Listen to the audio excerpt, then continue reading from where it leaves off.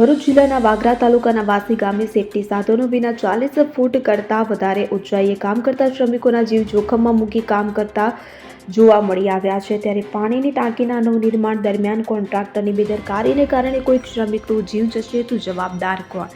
વાગરા તાલુકાના વાસી ગામના લોકોને પીવાના પાણીની જરૂરિયાત પૂરી પાડવા માટે નવી ટાંકી બનાવવામાં આવી રહી છે, પણ તે માટે કામદારોના જીવ જોખમમાં મૂકવામાં આવ્યા છે। ગામમાં પીવાના પાણી માટે 40 ફૂટ જેટલી ઊંચી વિશાળ ટાંકી બનાવવાનું કામ ચાલી રહ્યું છે। આ ટાંકીના નિર્માણ સાથે જોડાયેલા મજૂરો હેલ્મેટ અને સેફટી બેલ્ટ વગર તેમજ અન્ય સુરક્ષાના સાધનો વિના 40 ફૂટ જેટલી ઊંચાઈએ કામ કરતા જોવા મળ્યા છે। હાલ એક તરફ ઉનાળાની કાળઝાળ ગરમી પડી રહી છે, ત્યારે લોખંડના સળિયા પણ ગરમ થઈ જાય છે।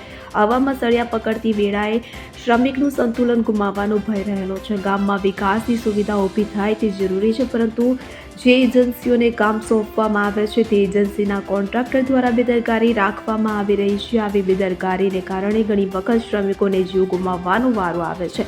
ત્યારે 40 ફૂટ જેટલી ઊંચાઈએ સેફટી વગર કામ કરતા શ્રમિકો સંતુલન ગુમાવી નીચે પટકાઈને જીવ ગુમાવવાનો વારો આવે તો સરપંચ કે કોન્ટ્રાક્ટર જવાબદારી લેશે ખરા? તો હાલમાં ચાલી રહેલ નવનિર્મિત પાણીના ટાંકાના કામ માટે શ્રમિકોની સેફટી માટે વાસી ગ્રામ પંચાયત અને કોન્ટ્રાક્ટર જરૂરી સુવિધા ઉપલબ્ધ કરે તે જરૂરી બન્યું છે।